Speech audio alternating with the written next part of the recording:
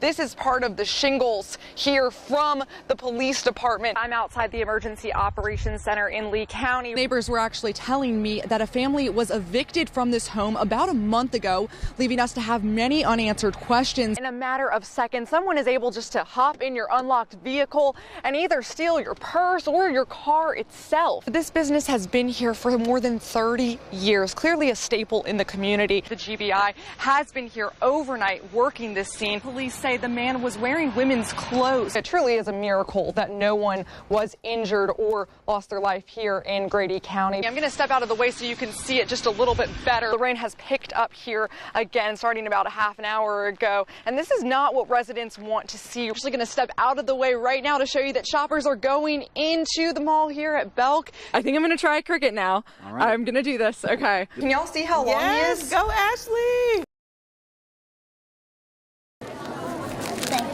With the rustling of plastic wrappers, 2 Lake Park Elementary students stand eagerly in front of a yellow sign that reads, "Helping Hands Ending Hunger." It's 7:30 on a sleepy Monday morning, and kids are finishing up their free breakfast, donuts wrapped around their fingers. Makes me happy knowing that people that don't get food on the weekends are going to have some instead of just waiting till school on Monday to have something. Banks Revel is a 4th grader who donates his leftovers to the nonprofit each day. Since Dougherty County is on a free breakfast and lunch program, everything has already been paid for. Students drop off anything that hasn't been opened, ranging from milk and orange juice to cheese and Fruit Loops. Items are stored and refrigerated to ensure nothing spoils. And at the end of the week, everything is bagged and given to 30 students who otherwise wouldn't know where their next meal is coming from. Makes me happy knowing that they're going to have something. And the brains behind bringing this operation to Dougherty County is a former teacher herself. I have seen the food going in the trash, and I know that there are people that would enjoy having that food. Reducing waste and hunger, one meal at a time.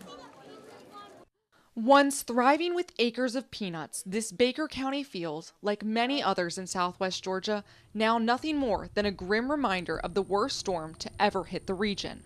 Biggest thing that Michael did was wiped out our infrastructure or damaged it dramatically. Power lines are still down in Baker County and warehouses are heavily damaged, a week after the hurricane blew through. But it's the lack of electricity that's delaying farmers from getting back into the fields. The buying points, if they can't operate, they can't unload our wagons, we can't harvest a crop.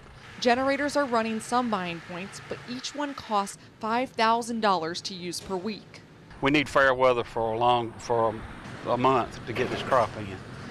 How are you feeling right now? How does it make you feel? We don't need to go there. The emotions too high for Tim Birch, knowing that he'd only had time to harvest 100 of his 600 acres of peanut fields. Unsure how much he and other farmers will be able to salvage. We're just in limbo right now and struggling to do all we can do to preserve the crop and preserve the quality and get it in a warehouse so that we can start another crop next year. Now he needs prayers and a paycheck to make it through this year. If I wasn't a farmer, I don't know that I would stay. I would go somewhere and might not come back to this area for a while. It's totally changed the landscape for the rest of my life. The sound of demolition crews will be music to the ears of Lula Davis. It's just going to be a joy for me and my customers. The real estate broker has spent 14 years next door to the former Inn and Suites, worried each day about vagrants living there. I have dealt with this ever since I've been here at this location. Back in June, Albany fire crews spent hours battling a blaze in the dilapidated 18,000 square foot building. It was believed to be started by vagrants living inside the vacant property. We're getting this building down, and we hope that this will help this thoroughfare. Oglethorpe is a thoroughfare, and we need to look better. This is horrible. This is when you come to Albany, you're going to pass this. After asking her city commissioner for change, it's finally here. This represents to me the city working.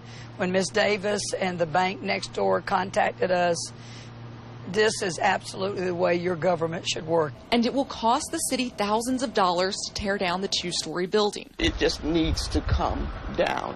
Davis tells me she's a native of the Good Life City, and if the price is right, she may purchase the soon-to-be empty lot as a place for new business growth and opportunity. I want to see Albany restore the hope and the dream, because I know what Albany used to be. and it can be that again.